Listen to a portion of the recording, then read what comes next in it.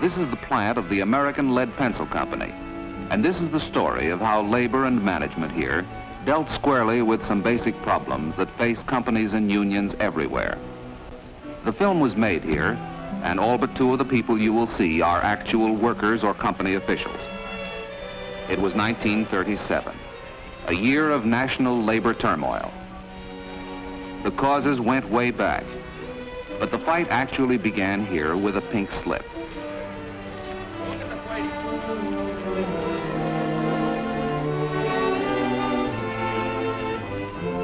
It was the last straw. As John Lombardo and his fellow workers saw it, none of them were getting a square deal.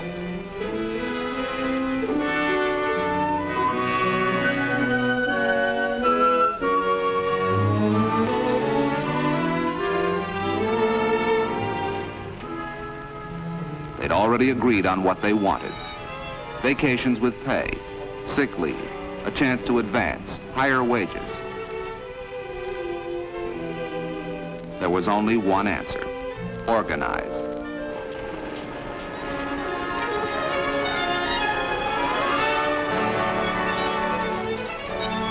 I'll see you Tuesday.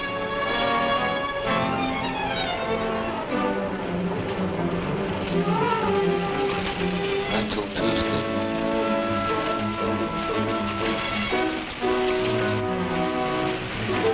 Tuesday.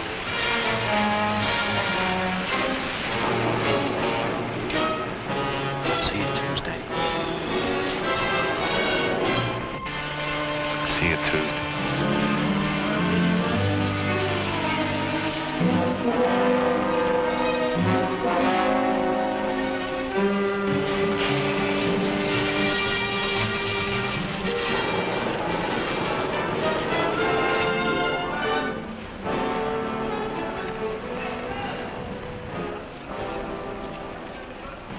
By Tuesday, in 3 days, the plant was organized. Management was suddenly confronted with a unified labor force.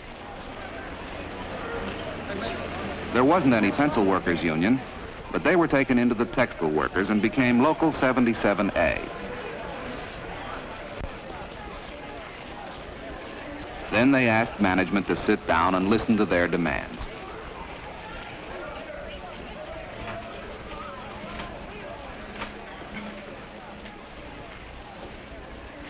Believe me, when we walked into that conference room and saw all those brass hats looking down our throats, we were plenty scared, especially of the plant manager and Mr. Lewison, the labor relations man.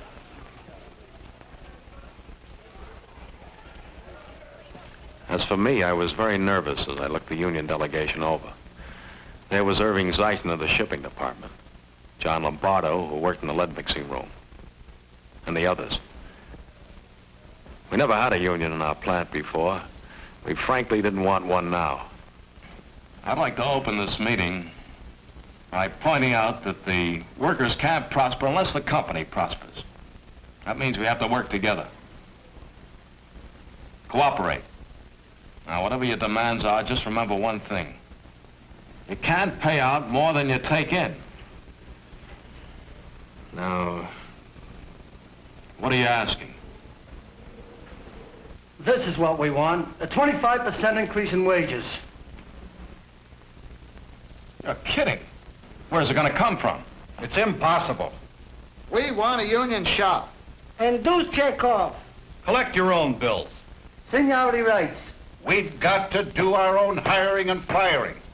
Oh, Johnny, it looks like we'll have to call... Now, wait a minute. Wait a minute. You people have thrown everything at us, including the kitchen sink. We have to have time to think this over. Okay. When you fellas are ready to talk business, call us back.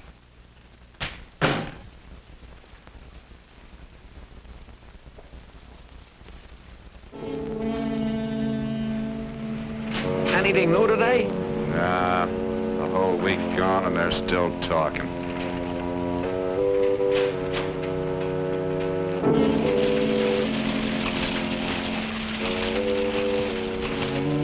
Anything new? No, Mac, nothing yet.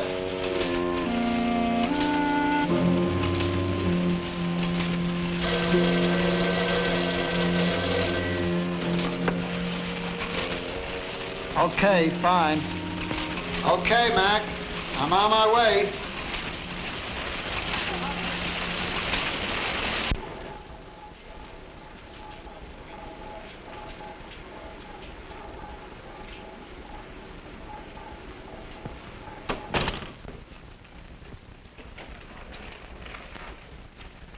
Well, what's your offer? 5% increase in wages. We'll take 15. 5% is all we can give. And not only that, vacations are out. We demand vacations with pay. We insist on a hiring and firing. Nothing doing. All right. Understand that? Okay. We'll try to work out some compromise.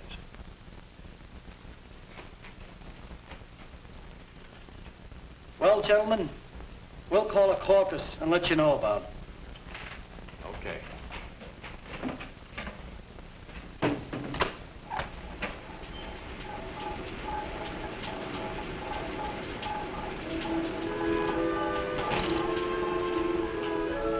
It was a long, hard fight. In the end, both sides compromised. The union got a 9% raise, union shop, check off, vacations with pay, grievance machinery, and seniority. Management got a hiring and firing clause and arbitration machinery. They hoped they would also get a more satisfied, loyal, and productive labor force. Neither side was completely happy. The union thought things should have been improved much more. Management felt they had been pushed around. They were worried about how the grievance machinery would work. And they soon found out. On September 27th,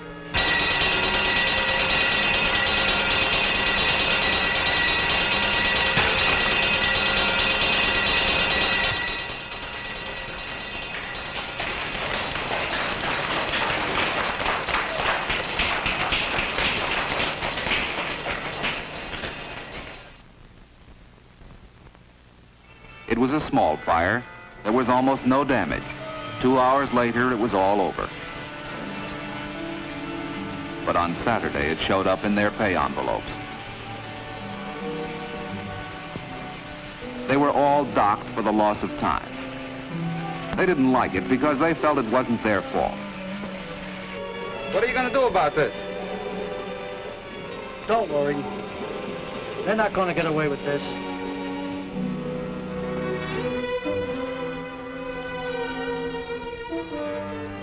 They had a long and bitter argument. Management felt some people were legitimately entitled to be paid. Others had taken advantage of the situation and gone home. Finally, they arrived at a compromise method of payment. And the pattern was the same throughout the years.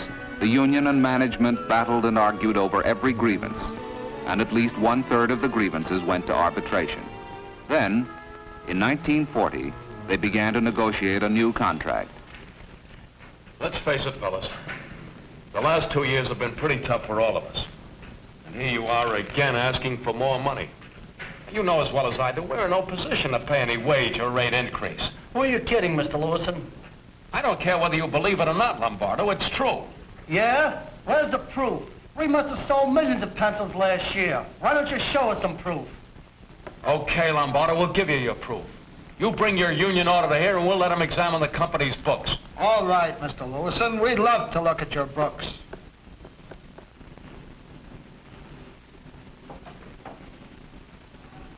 You see, fellas, I've checked the books. And what they told you is the truth. There's no doubt about it. You were right about the books.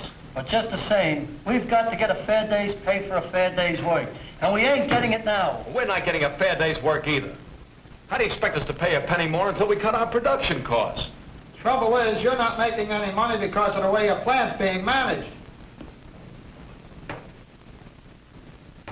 Is that so? Yeah. Well, the trouble with you workers, you're not producing enough for us to give you better wages. Is that your last word? No increase? That's my last word. Okay, fellas, let's go.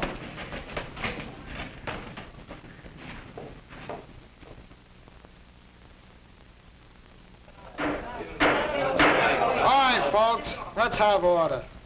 You've all heard the report. Your committee recommends strike. Let's call the question. Okay, All those in favor, raise your hands. All right, put them down. Those opposed?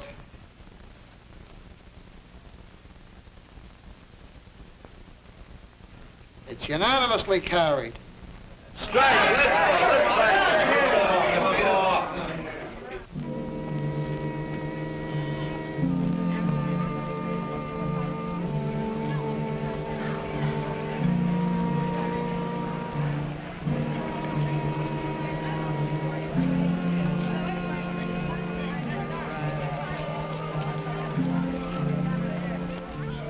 The strike lasted about 8 weeks and completely stopped production. The union committee and management conferred long hours trying to get together.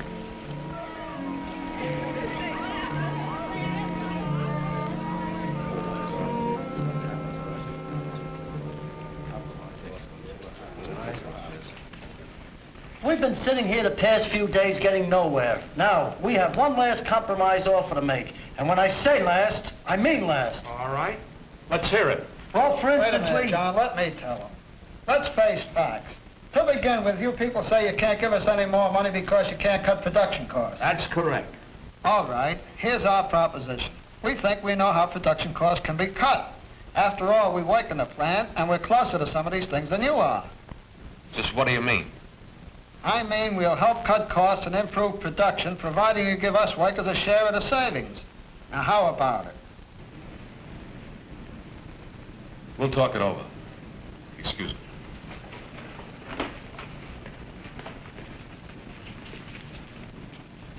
Look, we have everything to gain and nothing to lose. Sure, if they can really reduce our costs, but that's a mighty big if. Will you go along with us? I'm in agreement. Okay. We'll give it a try.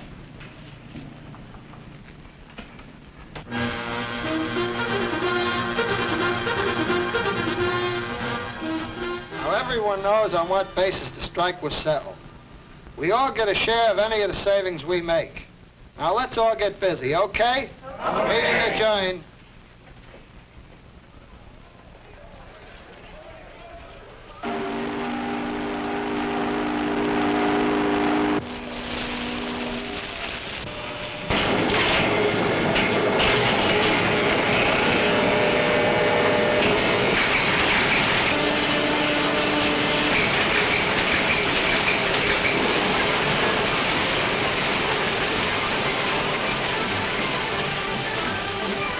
Zeichner and Lombardo were to work out suggestions that would increase production and get the workers a share of the benefits. They knew it wouldn't be easy. Hello, Mr. Lewison. Hello, Lombardo. Oh, Mr. Lewison. Yeah. Are you going to back us up in this thing? Look, you were given this job. I have my doubts of how it's going to work out. What's the matter? Don't you believe in it? Sure I do, when I see the results. Third floor, Fred.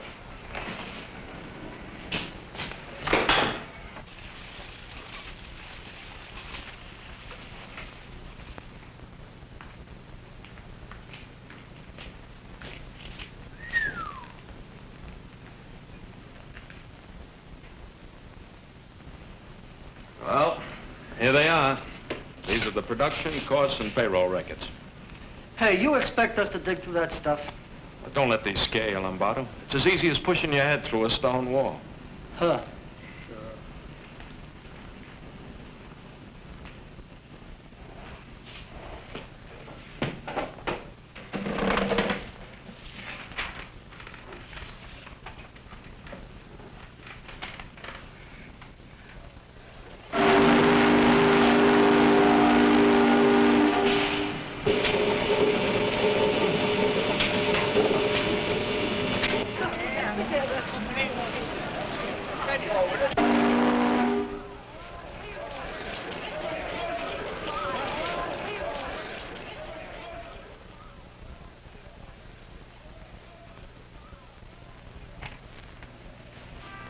Good night.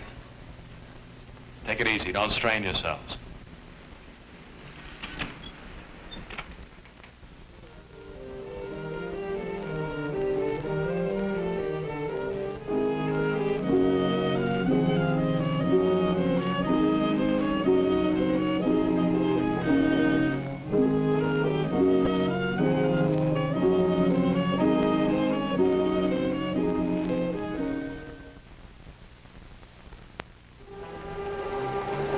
went into the factory to get suggestions for improving production. Some workers, and some foremen too, resented it. But it soon began to pay off.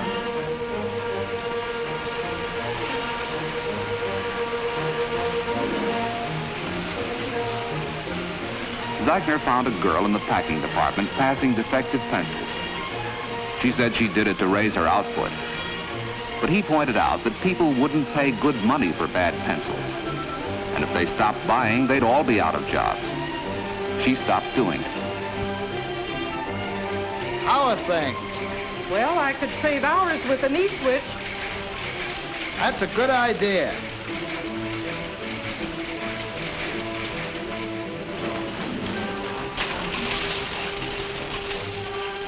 If the pencils would come direct from the machine, it would be faster. Come in.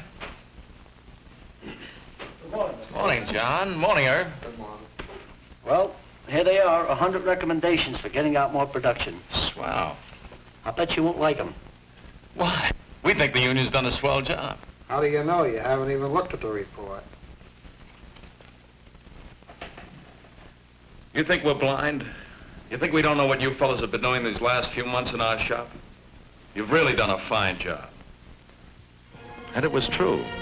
They had done a fine job. At the end of the year, we accepted 75% of the union's suggestions. We definitely were on the way to getting a fair day's work for a fair day's pay. They've been working over 9 years now on a fair day, fair pay basis. Their production's up, their wages are too. It works. Lombardo is still the union shop steward, still president of the gripe department. Every time that phone rings, he knows somebody wants to report a grievance. Here's how the grievance machinery works today. Lombardo gets the details from the committee woman and talks it over with the worker. In this case, Helen Johnson was operating a machine on piecework. There weren't enough of these pencils sold to keep one worker busy, so she couldn't earn enough.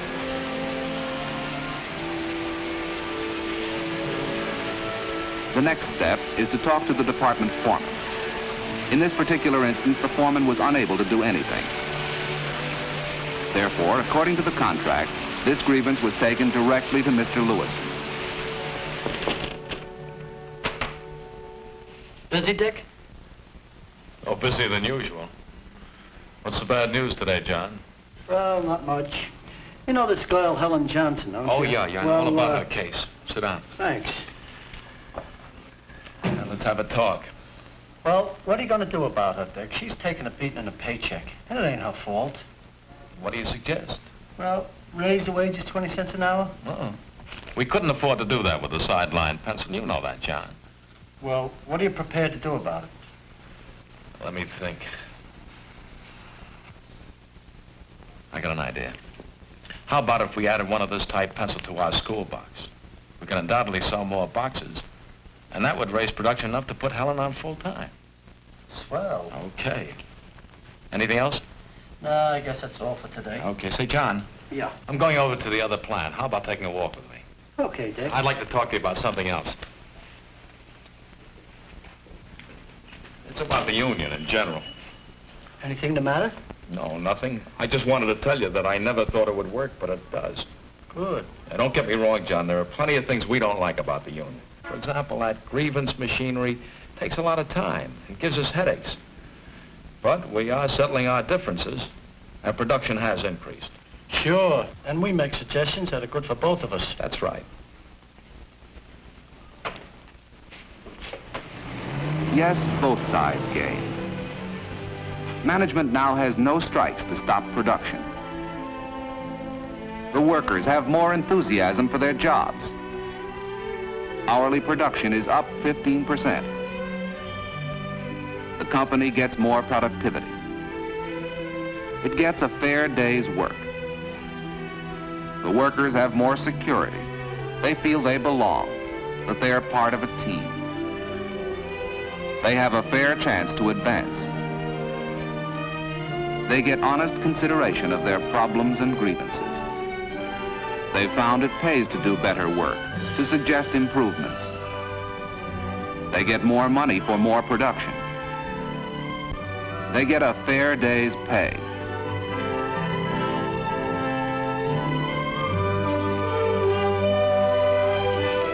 That's the way it goes, Dick. We give a little, we take a little, we compromise and we cooperate. Exactly. There's no doubt about it. We're both profiting by working together. Right, John? Right.